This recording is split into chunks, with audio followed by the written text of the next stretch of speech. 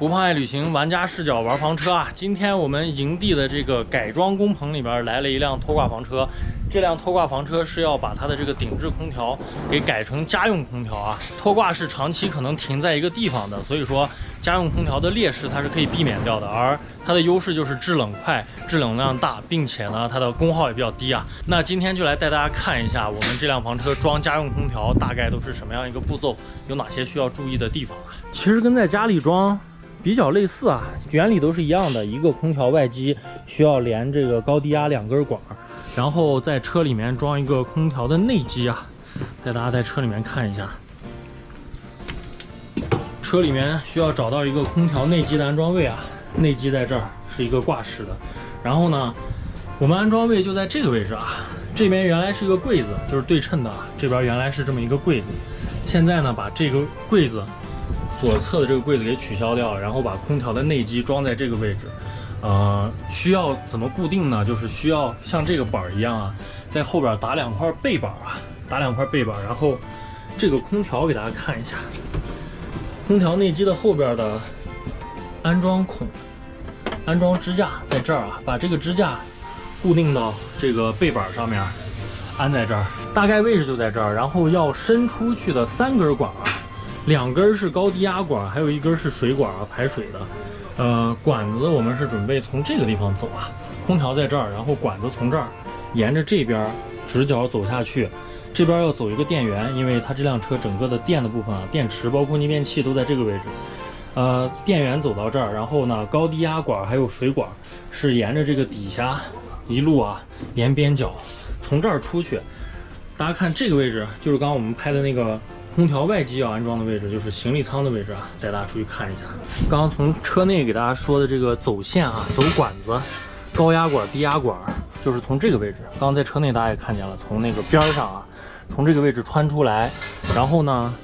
空调的外机、高压管、低压管的这个接口在这儿啊，这个位置。把外机放进去以后，就会在这个位置，然后管子从这儿顺下来，沿着边儿，高压管、低压管一接，就在这个位置啊。空调外机安装位在这个位置啊。然后外机给大家看一下，需要注意的一个是固定，一个是它的散热啊。因为一般用空调的时候都在驻车状态，肯定要把这个行李舱的门打开来用啊。所以说我们想保证它的这个空调外机的排风扇尽量的露出来多一点。因为按现在这种情况的话，给大家看一下。如果空调外机放进去的话，因为这个位置行李舱是有一个高起来的一块的啊，相当于它的排风扇有一部分是在这个里边的，那排风效果会受到一定的影响啊。大家看底下这个架子啊，底下这个架子为什么升高了？其实本来用底下这个架子已经完全可以把这个外机固定进去了，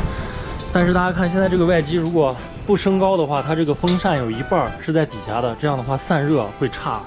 所以说我们做了一个这个架子升高了大概10公分，升高10公分以后呢，这边相当于这个风扇就能升到这儿，它一大半就能在外边，这样的话空调外机的散热就会好一些啊。架子现在已经焊好了啊，升高了大概有10公分左右啊。然后给大家看放进去看一下啊，它这个是怎么固定，给大家说一下啊。有的改装这个家用空调的，它就会直接把这个架子固定到这个行李舱的地板上，这个强度是不够的啊，因为这就是一个薄板子，是一个木头板子啊，这个强度是不够的。我们现在做这个架子一般是怎么做？给大家看一下，做了几个这个小零件啊，小配件，用这个配件给大家说一下啊。然后还有一个这个，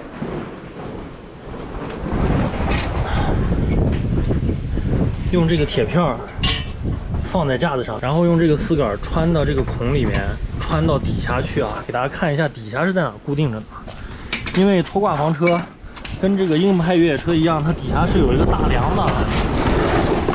看一下，底下有纵梁，就是这个纵梁。我们会在底下再放一个这个片儿，再放一个片儿，然后中间就用刚刚那个丝杆把它固定起来。这样的话，相当于这个架子实际上啊，就是跟大梁连接的，是一个硬连接啊，不是跟这个底板连接的。这样它的这个防这个震的能力啊，还有包括它的结实程度就够了啊。然后现在这个架子升高了10公分，我们再把那个空调外机放上来看一下这个风扇的情况啊。现在这个空调外机整个的风扇基本上都在外边了，就只有一小部分在里边。这样的话，它换气散热的效率就会高很多啊。这个就是外机的一个安装啊，主要就是那个连接的东西，连接的那个部位一定要把它连接紧了。这就是这个空调外机支架的作用啊，升高10公分，它的意义就在此啊。然后这个架子我们后期会把它喷上漆啊，上面喷上漆，这样的话就不容易生锈了。外机安装就是这样。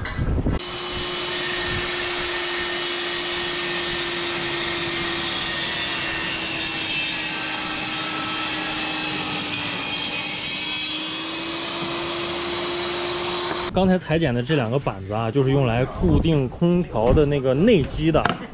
现在就比一下尺寸，看看合适不合适啊。2块板，2块板。大概啊会把空调安装在一个什么位置呢？就是这个空调是有一个下出风口的，把这个下出风口安在这个刚好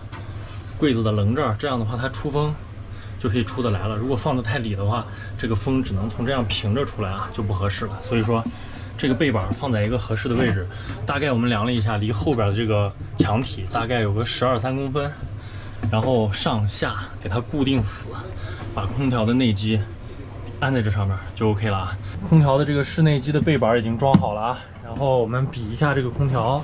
看一下，如果安装在这个背板上的话，看一下效果。就是我们现在量的这个尺寸，刚好让它的这个底下，大家看底下这个位置是它的出风口啊，这个叶片在这儿，底下出风口叶片在这个棱的外头，这样的话它的风就可以有一个基本上90度甚至更大角度的一个风量了。如果说这个出风口安装到这个棱里边的话，那它的出风角度就会被这个棱挡住，就会变小啊。OK， 那这个等明天专业安装空调的师傅来加冷媒，然后安装空调就可以了。然后下面我们就在那个底下的位置把3个管要进去的口给它打上啊。安好了以后再给大家看一下安上的这个效果是怎么样啊。由于一些原因，空调安装完成后没有录到视频，还好当时现场的师傅录制了一些素材，我拿来给大家看一下。空调排水管和电源的走线藏在了旁边的柜子和冰箱后边，高低压管路走卡座底下出去到行李舱，全部走暗线不影响美观。空调外机安装在行李舱中，空调支架直接通过丝杆和特制的贴片抱紧车辆的大梁，